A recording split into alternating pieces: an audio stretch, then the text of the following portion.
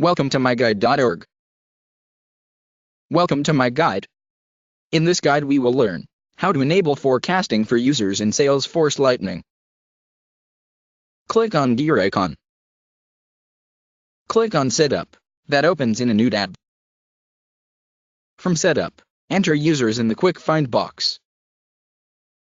Select Users. Select a user. Click on Edit. Go to Allow Forecasting section. Click the checkbox. Click on Save. Thank you from MyGuide.org.